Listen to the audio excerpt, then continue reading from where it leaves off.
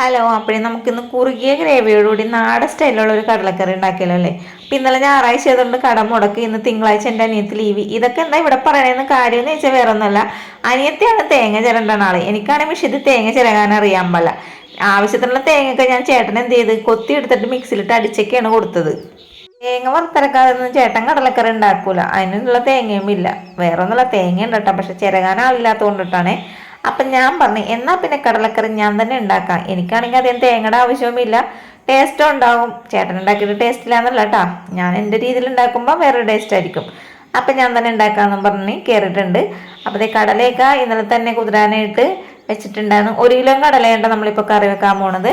ഇനി നമുക്കിത് കുക്കറിലേക്ക് ഇട്ട് കൊടുക്കാം.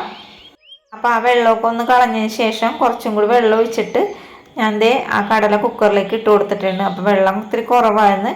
ഇനി ആവശ്യത്തിനുള്ള വെള്ളം കുറച്ചും കൂടി ഒഴിച്ചു കൊടുത്തിട്ടുണ്ട്. ഇനി ഇതിലേക്ക് നമുക്ക് സവാള അരിഞ്ഞതായി ഇട്ട് കൊടുക്കണ്ട. ചെറിയ ചെറിയ സവാള ആയതുകൊണ്ട് ഞാനൊരു 6 എണ്ണം എടുത്തിട്ടുണ്ട്. വലിയ സവാള ആണെങ്കിൽ 3 എണ്ണം എടുത്താൽ മതിയാകും. അപ്പോൾ സവാള ഇട്ട് കഴിഞ്ഞിട്ടുണ്ട്. ഇതിലേക്ക് നമുക്ക് 3-4 പച്ചമുളകും കൂടി അരിഞ്ഞിട്ട് കൊടുത്തിട്ടുണ്ട്. പിന്നെ ഒരു കുഞ്ഞു തക്കാളിയും കൂടി ഇട്ട് കൊടുത്തിട്ടുണ്ട്. അപ്പോൾ നമുക്ക് മഞ്ഞൾപ്പൊടിയും കൂടി കുറച്ച് ഇട്ട് കൊടുക്കാം. ഇനി ആവശ്യത്തിനുള്ള ഉപ്പും കൂടി ചേർത്ത് കൊടുത്തതിന് ശേഷം നമുക്കിതൊന്ന് മിക്സ് ചെയ്തിട്ട് വേവിക്കാനായിട്ട് അടപ്പിലേക്ക് വെച്ച് കൊടുക്കാം. കടല കുറച്ചൊക്കെ ഉള്ളെങ്കിൽ ഒരു സവാളയൊക്കെ ഇട്ട് കൊടുത്തിട്ട് വേവിച്ചാൽ മതി കേട്ടോ. ഇപ്പോൾ 1 കിലോ സവാള ആയതുകൊണ്ട് ഞാൻ ഇത്ര സവാള ഇട്ട് കൊടുത്ത് വേവിക്കണത്. ഇവിടെ ചേട്ടനാണ് മിക്കപ്പോഴും കടലക്കറി ഉണ്ടാക്കണത്. എന്നാൽ പോലും ചേട്ടനാണെങ്കിൽ എപ്പോഴും ഒരേ ടേസ്റ്റിലുള്ള കടലക്കറി ആയിരിക്കും ഇവിടെ ഉണ്ടാക്കണത്. പക്ഷെ ഞാനാണ് കടലക്കറിയൊക്കെ ഉണ്ടാക്കാനായിട്ട് അടുക്കളയിൽ കയറുന്നതെന്നുണ്ടെങ്കിൽ പല ടേസ്റ്റിലും പല ഭാവത്തിലും പല രൂപത്തിലൊക്കെ ആയിരിക്കുള്ളൂ എൻ്റെ കടലക്കറി. അപ്പം അങ്ങനെ ഉണ്ടാക്കണമെങ്കിൽ നിങ്ങളെയും കൂടി കാണിച്ചു തരാമല്ല. ഒരേ തരത്തിൽ കടലക്കറി ഉണ്ടാക്കി നിങ്ങൾക്കും ഒരു മടുപ്പുണ്ടാവുമല്ലോ. പല പല ടേസ്റ്റിലൊക്കെ ആകുമ്പോൾ നിങ്ങൾക്ക് ഇഷ്ടപ്പെടും. അങ്ങനെയാണ് ഞാൻ ഈ ഒരു വെറൈറ്റി ആയിട്ടുള്ള കടലക്കറി ഇപ്പം ഉണ്ടാക്കാൻ പോണത് കേട്ടോ. അപ്പോൾ ഇതിനെ പറഞ്ഞും പിടിച്ചും വന്നപ്പോൾ നമ്മുടെ കടലയൊക്കെ നന്നായിട്ട് വെന്ത് കിട്ടിയിട്ടുണ്ട്. ഇനി ഇതിവിടെ ഇരിക്കട്ടെ കേട്ടോ. ഇനി വേണ്ടത് നമുക്ക് മിക്സർ ജാറിലേക്ക് ഒരു തക്കാളിയാണ് ഇട്ട് കൊടുത്തേക്കണത്. ഇനി ഇതിലേക്ക് നമുക്ക് പൊടികൾ ചേർത്ത് കൊടുക്കാം. അപ്പം നമ്മൾ മല്ലിപ്പൊടി ഇത്തിരി മുൻപന്തിയിലാണ് ചേർത്ത് കൊടുക്കുന്നത്. ഒരു 3 ടേബിൾ സ്പൂൺ മല്ലിപ്പൊടിയും അതേപോലെ തന്നെ 1.5 ടേബിൾ സ്പൂണ് മുളക് പൊടിയും കൂടി ചേർത്ത് കൊടുത്തിട്ടുണ്ട്. നമ്മൾ മഞ്ഞൾപ്പൊടി ഇട്ടിട്ടാണ് വേവിച്ചത്, എന്നാൽ പോലും ഇതിലേക്ക് കുറച്ചും കൂടി മഞ്ഞൾപ്പൊടി ഇട്ട് കൊടുത്തിട്ടുണ്ട്.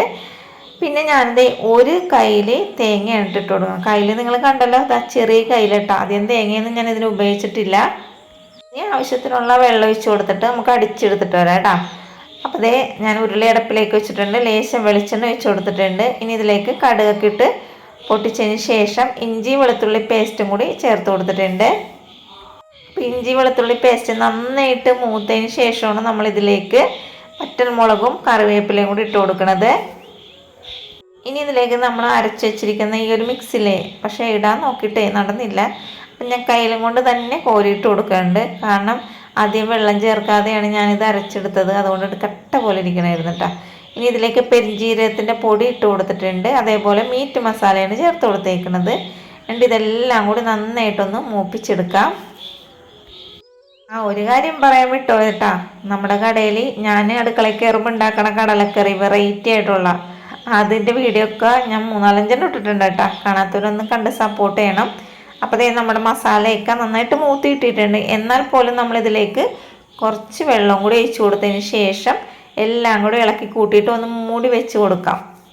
അങ്ങനെ ചെയ്യണ വേറെ ഒന്നും കൊണ്ടല്ല, നമ്മൾ തക്കാളിയുടെ പച്ചമണം ഒന്ന് നന്നായിട്ട് മാറിക്കിട്ടാൻ വേണ്ടിയിട്ടാണ്.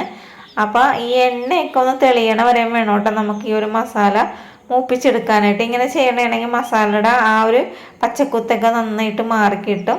അപ്പോൾ നമ്മുടെ മസാലയൊക്കെ നന്നായിട്ട് എണ്ണയൊക്കെ തെളിഞ്ഞ് കിട്ടിയിട്ടുണ്ട്. ഇത്രയും മതി നമുക്ക്. ഇനി നമുക്കിതിലേക്ക് വേവിച്ച് വെച്ചിരിക്കുന്ന ആ ഒരു കടലയില്ലേ അതും കൂടി ഒന്ന് ചേർത്ത് കൊടുക്കാം. ഞാൻ ഈ കുക്കറിൽ നിന്ന് കടലങ്ങൾ ഇടാൻ നോക്കിയിട്ട് പിടുത്തം കിട്ടണില്ല. കാരണം എന്താണെന്നറിയാമോ, ഈ സ്റ്റീലിൻ്റെ കുക്കറായതുകൊണ്ട് കൈ പിടിക്കാൻ പറ്റണില്ല.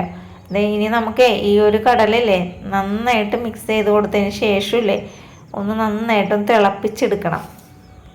ഇനി ചാറ് ഇനിയും വേണമെന്നുണ്ടെങ്കിൽ വെള്ളം ഒഴിച്ച് കൊടുക്കാം കേട്ടോ. പക്ഷേ ഞാൻ ഒഴിച്ച വെള്ളം കറക്റ്റായിരുന്നു, അതുകൊണ്ടിട്ട് തന്നെ ചാറിൻ്റെ ആവശ്യം ഉണ്ടായിരുന്നില്ല.